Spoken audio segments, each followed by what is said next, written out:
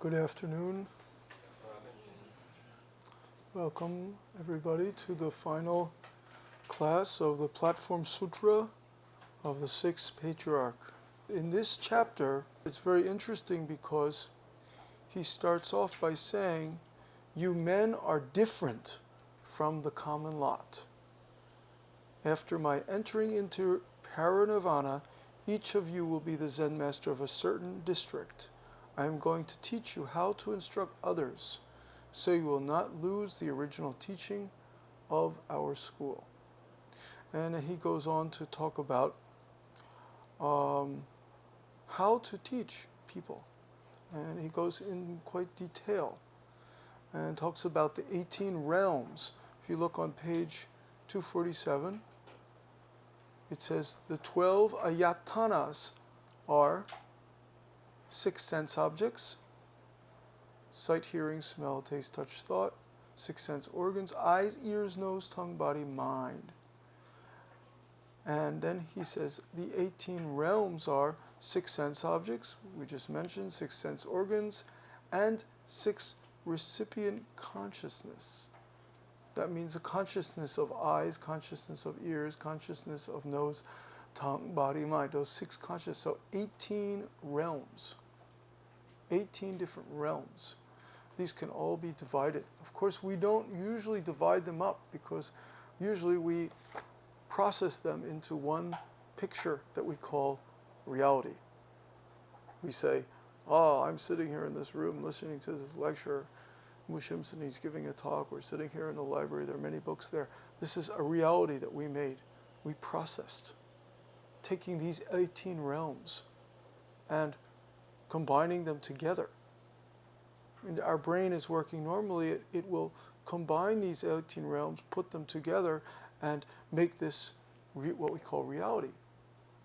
But when our brain really has a problem, for example, if somebody has a stroke and they have fluid in their brain and some kind of like blood and increasing in the clot, then this all breaks apart.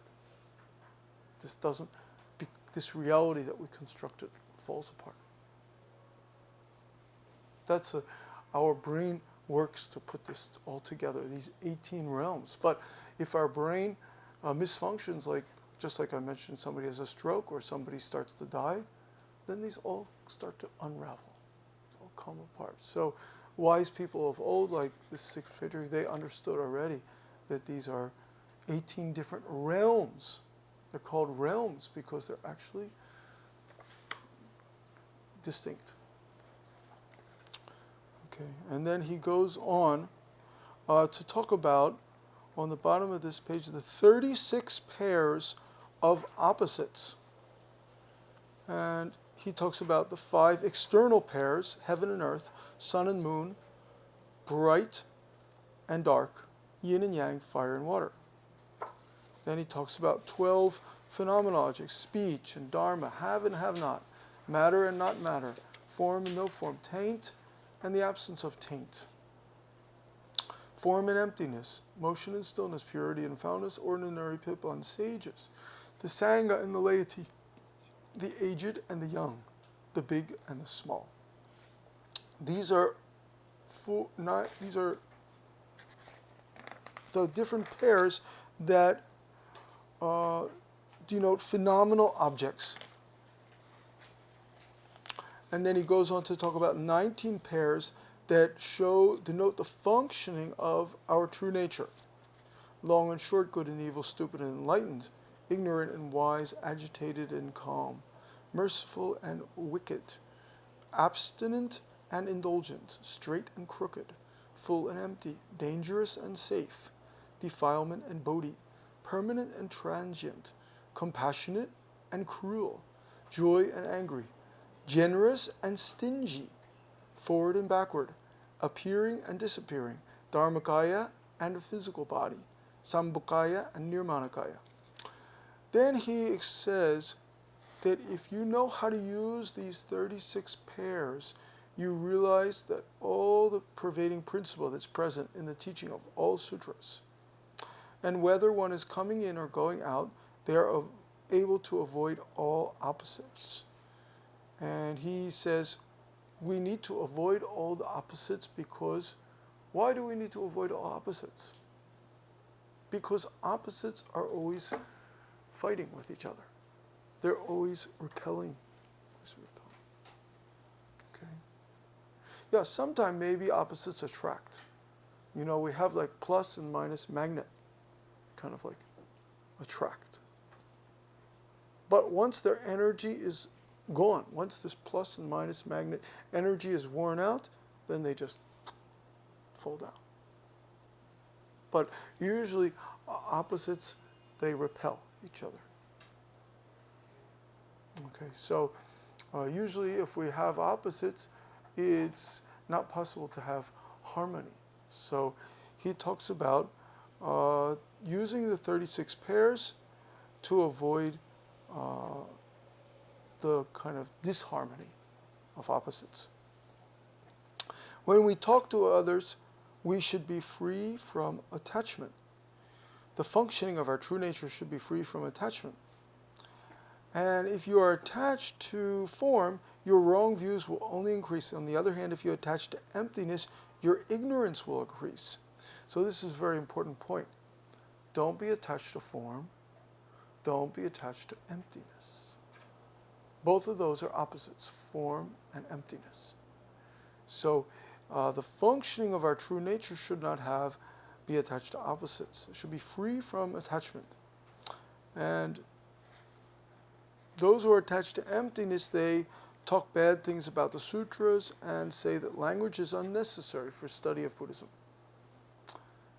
People who assert that we should not use words or speech are in fact also using words and speech. So that's not completely free. That's still attached. So one of the key kind of teachings that the Sixth Patriarch gave was same as Diamond Sutra. We started off this class, we talked about Diamond Sutra. Don't be attached to any mind that arises or any object that arises in the mind. So this first teaching is not to be attached to any kind of mind. This was the first teaching we get from the Sixth Patriarch. But we also see that he uses the opposites to avoid the extremes of coming in or going out. Teach how to avoid all opposites. And this is a little tricky because it's not so clear how we can do that in our everyday life. But in his teaching here to his disciples, he said something very interesting. Whenever a question is put to you, answer it in the negative. If it is an affirmative one, and vice versa, if you are asked about an ordinary man, tell the questioner something about a sage, and vice versa. Now this is very interesting because many times you'll see in a movie or you'll see in a book, somebody will say, "Oh, Master, tell me about my future." And the Master will say, "Then you have to understand your past." And this is how we use the opposites to cancel out the extremes, to cancel out each extreme. So if somebody asks you about an ordinary man, you have to tell them something about a sage, about a wise man. If somebody asks you about a sage, you talk about an ordinary man. This was the way the Sixth Patriarch encouraged people to use opposites to cancel out the opposite attachment to form. So he used opposite to take away attachment to form. So, for example, if somebody would ask the Sixth Patriarch about the nature and the natural things, then he would talk to them about what is made by human beings, what's artificial. He used that to find the middle way. The Buddha originally taught the great middle path, right? All of you understand the middle way. So the Sixth Patriarch used those opposites to bring forth the middle way. So he was very skillful in that way. If somebody came and was interested in enlightenment, he would talk to them about ignorance. He would talk to them about not knowing, ignorance. If somebody came and they talked to him about liberation, I want to get liberation, he said, are you a slave? Are you bound? This is the way he used the opposites to draw them to the middle path.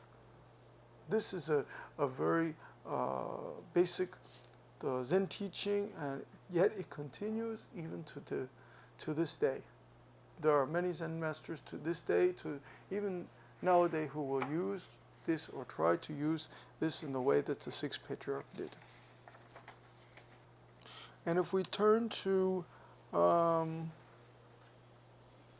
page 250, 10.8, the Sixth Patriarch, on the first day of the seventh moon, the Patriarch assembled his disciples and said, I am going to leave this world by the eighth moon. So he understood 1 month before his death, before his passing on to nirvana, he understood that he was going. He was already very clear about 1 month later he would die. Now it's very rare to find nowadays people who know 1 month later that they will pass away.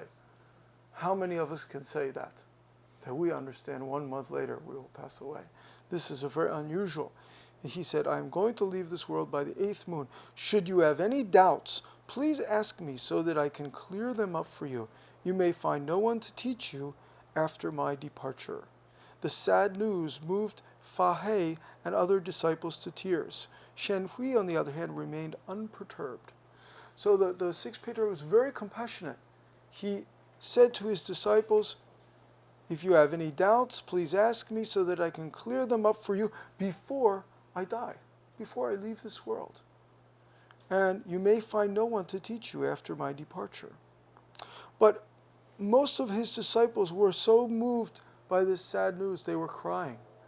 But only one disciple, Shen Hui, he was completely unmoved. He did not cry, he did not shed any tears. Then the Patriarch said, young Master Shen Hui, he was quite young, young Master Shen Hui is the only one here who has attained that state of mind which sees no difference in good or evil, knows neither sorrow nor happiness, and is unmoved by either praise or blame. You have trained many years on this mountain, and what progress have you made? What are you crying for now? Are you worrying for me because I do not know where I will go? I do know. Otherwise, how could I tell you beforehand what will happen? What really makes you cry is that you do not know where I am going. If you did, there would be no reason for you to cry. In the nature of Dharma, there is intrinsically neither coming nor going, neither appearing nor disappearing. All of you sit down, and let me read you a stanza on reality and illusion, and on motion and quietude. Read it, and your opinion will accord with mine. Practice it, and you will grasp the purpose of our school. So this is a very wonderful point you can see here. Those disciples were crying, and they were unhappy, and he scolded them.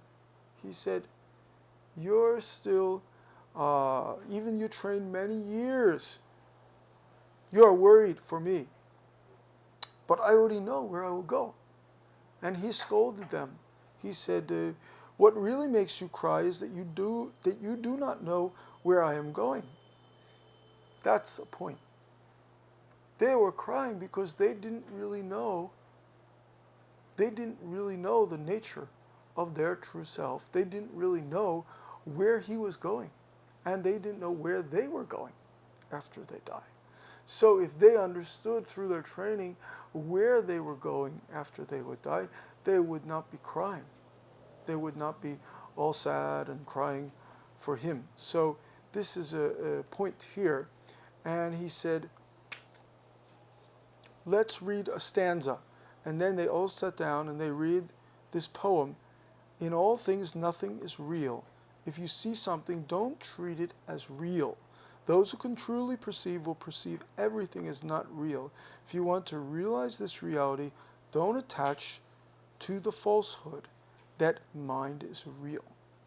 Okay, that's important point. Don't attach to the falsehood that mind is real. We say in Buddhism, mind creates everything, but mind itself is not a real thing. Mind is not a real thing that we can weigh on a scale. It's not some permanent thing that we can show. Where can the real be found? Sentient beings can move, inanimate objects are stationary. If you want to find true not moving, it's a not moving mind in our everyday life. So he talks about a not moving mind in our everyday life. And this true mind that's not moving is truly not moving, and if we don't practice this way, we are like an inanimate object and cannot become Buddha. So the true mind is never moving. The true mind, we say, is an unmoving substance. We say it's our substance. It's never moving, never changing. This is what he's talking about. But they didn't know that, his disciples. So again, he's teaching about that. Because many people take this mind that's changing all the time, that this mind, the sixth consciousness, the seventh consciousness, sixth consciousness that we use to make our job, to do our job, to make money, to do all the things that we do, to find good food to eat, to find somebody that we like. They take that as the true, real mind. But this is not the real mind. The real mind is the one that is not moving at all. It's completely unmoving. It's like substance. It's like not changing at all. And those who can distinguish all forms without attachment have attained the highest form of not moving. If you can understand it this way, this is the function of tathata. Followers of the path, you should sincerely and diligently practice with your heart. Even though you are practicing in this Mahayana school, do not attach to any views of life and death. To those with whom we connect and respond, we can talk about the dharma. As for those whose point of view differs from ours, let us politely put our palms together and thus make them happy. Well, that's very wonderful. Now, many people in Korea don't agree with me when I talk about the Dharma because they're Christian and they say, oh, why don't you believe in Jesus Christ? Why don't you follow Jesus Christ? And even if I talk to them about the Dharma, they say, Jesus is the only way. There's only one way. There's no two ways. There's only one way to rid yourself of your sins. That's through Jesus. And that's what they always say, right? They always say, 오직 예수, right? They always say in Korea, 오직 예수. Now, if I was following the Sixth Patriarch's instructions, what would I do? I would just put my palms together and smile like an angel.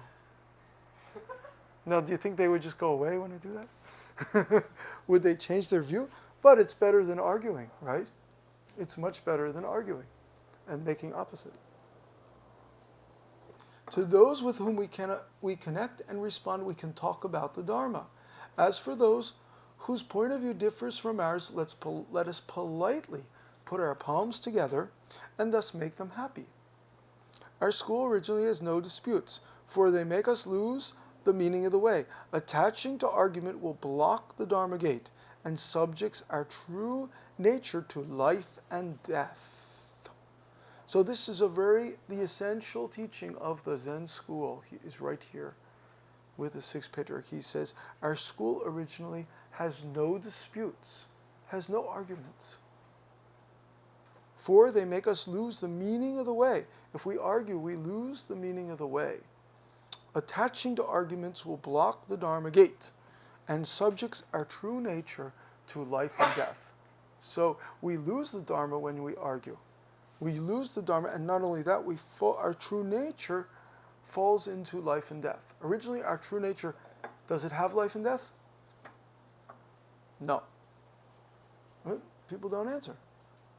True nature has no life and death. But when we attach to argument and we start to think about things conceptually, then our true nature becomes subject to life and death. This is a point. This is a real point. When we argue, when we believe all the arguments that are going on in our mind, this is right, this is wrong, this is good, this is bad, then we fall into the world of what we think is truly real world. It's really real. It's real for us, and we're subject to life and death. We're subject to suffering. We're subject to old age and death. But our true self is never getting old. He's never getting sick. He never die, and also never born. This is a point. Okay, this is Sixth Patriarch's point. This is a not to be found through argument or debate. Many people think you can find this through the argument and debate, but it's not to be found. So the beautiful line of the Sixth Patriarch is, let us politely put our palms together and thus make them happy. Well, hopefully they will be happy. It's not always guaranteed they will be happy that we just put our palms together. Maybe they will want to more from us. So this is, in those days, this teaching was very good because people's nature was very simple and very pure. So in those days, it was easy enough that just put your palms together, smile, and people are happy. But nowadays, it's not always the case. Even we put our palms together and we smile, and some people are not happy till they convince you to follow their way. Until they convinced that you have converted to their way. And this is a difference between the world we are living in now and the world that Sixth Patriarch lived in. It's a different world. Okay. Then, seeing that the Patriarch would pass away in the near future, Elder Fahai, after bowing twice, he asked, Sir, after you entered into the nirvana, who will be the inheritor of the robe and the dharma? And this was a good question, because as you read before, as you may have heard before, the Sixth Patriarch inherited the robe and the dharma from the Fifth Patriarch. So Fahai asked, who will now get the robe and who will get the dharma? And what the Patriarch said is, all my sermons, all my teachings from the time I preached in Dafan Monastery up till now may be copied for circulation in a volume to be entitled Sutra Spoken on the High Seat of the Treasure of the Dharma. Take good care of it and hand it down from one generation to another for salvation of all sentient beings. He who teaches in accordance with his teaching teaches the correct Dharma. As for the transmission of the robe, this practice is to be discontinued. So he said all his teachings would be put into a book, which became this book. And he said the robe would no longer be handed down. Why? Because the robe became a sort of object that people were arguing over and fighting over. So he decided that it would not be handed down anymore. And until that time, the robe was handed down, but after that, there was no more handing down of the robe and bowls. And he then made a poem and he said, the object of my coming to this land is to transmit the law for the deliverance of those under delusion. One flower opens with 5 petals. The fruit will come naturally. And so this has some meaning, and this is he talks about the 5 petals. That means before him there were 5 patriarchs, and he is the 6th patriarch. And finally, this fruit will come naturally from now on. And on the next page, you see here, he says, my teaching is like a spring rain which moistens a vast land. Your Buddha nature is like a seed. which receives its moisture and grows. One who follows our school's teaching will definitely attain the highest Bodhi. If you practice this way, you will surely realize the supreme fruit. Our mind ground has many seeds. The all-pervading rain causes them to sprout. Once you attain sudden enlightenment, it's like a blooming flower. Then we can reap the fruit of Bodhi.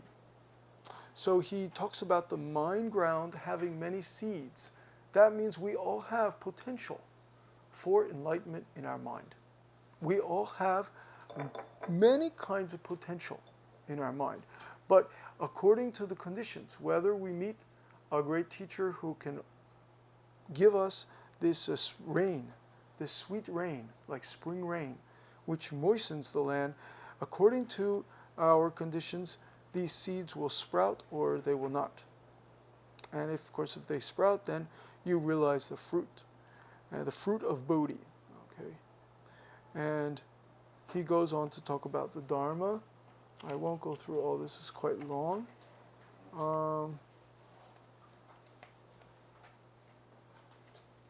But they asked him to stay, and then finally they said, will any calamities occur after your death? Here on page 255. Will any bad things, calamities means bad things, will any calamities occur after your death? Then the Sixth Patriarch said, 5 or 6 years after my death, a man will come to cut off my head. Oh. He said, they take my head to pay respect, money to feed a mouth. Mun is the perpetrator. The case is judged by Yang and Lu. So Sixth Patriarch, he already understood the future. He already understood that 5 or 6 years later after he died, somebody would come and to cut off his head.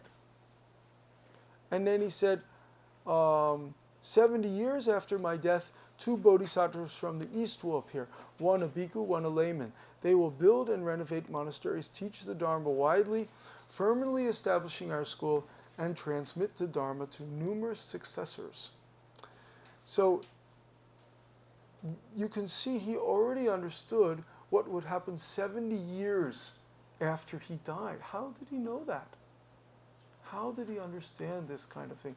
And he said, then he was asked about how many generations the Dharma has been transmitted since the appearance of the earliest Buddhas up to the present. The Buddhas who have appeared in this world are too many to be counted, replied the Patriarch, but let us start with the last 7 Buddhas. And he lists here the last 7 Buddhas.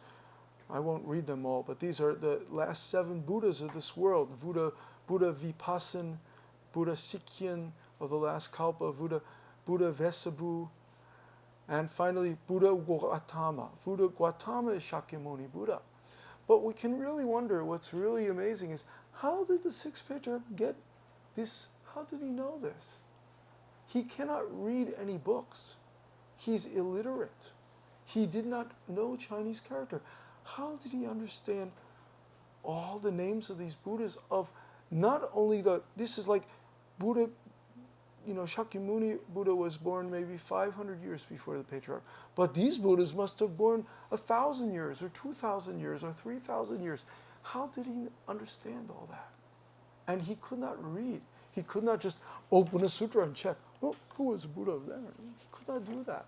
So we see that he had developed his wisdom, and his intuition had developed to the extent that he understood long time ago those great Buddhas of the past, teachers of the past. He understood also his future. He understood what would happen after he died. And he goes on to list those Buddhas of the last Kalpa, of the present Kalpa, and finally Shakyamuni Buddha. And then from Shakyamuni Buddha, Gautama, the Dharma was, it says here, the law. The law means Dharma, same thing. You know, the Chinese character for law and Dharma are the same. So, from Gautama Buddha, the law was first transmitted to the first Patriarch, Mahakāssyapa. We all know about Mahakāssyapa. He was the very senior disciple of the Buddha, very old. but he received the Dharma first, when the Buddha held up the flower and transmitted it to him. And then to the second patriarch, on Ananda, and continues on, and he lists all the patriarchs until the 32nd patriarch. You notice the 28th is Bodhidharma, the first patriarch in China. And then he goes on to list all the patriarchs till the 32nd. I am the 33rd patriarch, the sixth patriarch in China. Thus the Dharma was handed down from one patriarch to another since the beginning. Hereafter you should in turn transmit it to posterity by passing it on from one generation to another, so that tradition may be maintained correctly. Are there any questions today?